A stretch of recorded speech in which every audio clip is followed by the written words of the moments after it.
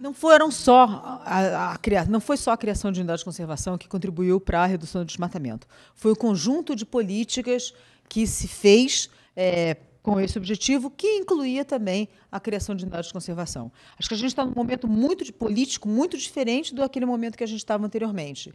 E isso quer dizer que aquele conjunto de medidas que a gente tinha anteriormente, todos eles, não estão mais presentes. E a questão das unidades de conservação, elas vêm sendo atacadas e sofrendo uma ofensiva enorme, principalmente em função dessa mudança do cenário político, porque a gente tinha, antes, talvez não houvesse até um interesse tão radical do Congresso Nacional de ter unidades de conservação e de mantê-las, mas pelo menos tinha uma tentativa de posar como um poder legislativo interessado na sustentabilidade, na conservação da natureza no Brasil. E isso agora foi-se, né? Então, o que a gente vê é que é um momento onde o Poder Legislativo não tem o menor interesse, mas nem em parecer, nem em fingir que está interessado na conservação da biodiversidade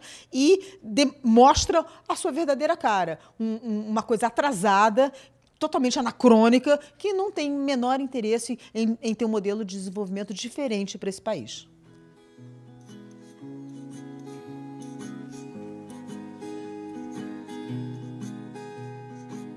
As medidas provisórias são, sim, inconstitucionais. A maior prova disso é que a própria Procuradoria-Geral da República entrou com uma ação direta de inconstitucionalidade contra a medida provisória 558, que reduziu várias unidades na Amazônia, e alegando exatamente isso, que não dá para fazer redução de unidades de conservação com esse instrumento. Afinal de contas, se toda a ideia era você tirar do poder executivo, monocrático, esse poder de reduzir e delimitar e descriar unidades de conservação, como é que você vai colocar isso numa medida provisória? Além de que, evidentemente, isso não atende a nenhum dos requisitos nas medidas provisórias, que são requisitos de urgência.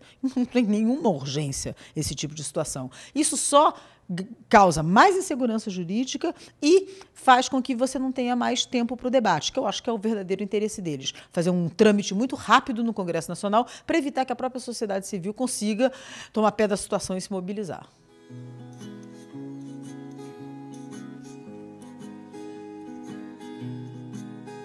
A implementação sempre foi um problema, né? A gente tem parques nacionais como Itatiaia, o primeiro parque nacional criado no Brasil, que ainda padece de problemas de implementação, a sua regularização fundiária não foi completada e tal. Então, você tem historicamente essa questão da implementação. Por quê? Porque criar é muito mais fácil. Criar move muito mais as pessoas do que implementar. Então, você arranja mais facilmente recursos para criar.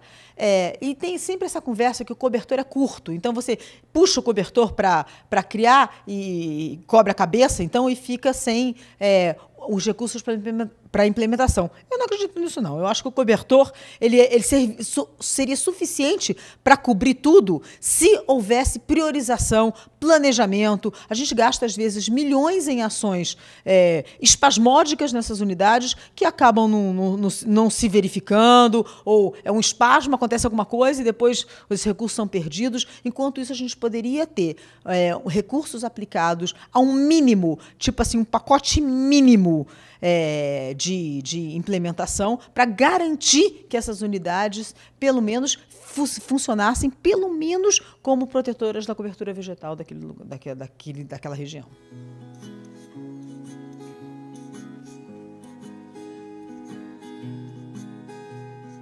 Essa é uma pergunta difícil, uma pergunta com a qual a gente vem se debatendo e que fica tentando responder, né? Eu acho que a imprensa tem feito um papel interessante. No caso, por exemplo, da MP 758, 756, fez um papel interessante, da Flona de Jamanchim e tal. Foram muitas reportagens, isso surtiu um efeito, uma pressão. E isso também, esse contingente enorme de notícias também foi um fruto da sociedade civil organizada, das ONGs, que pautaram, que foram atrás da mídia para que as notícias acontecessem e tal.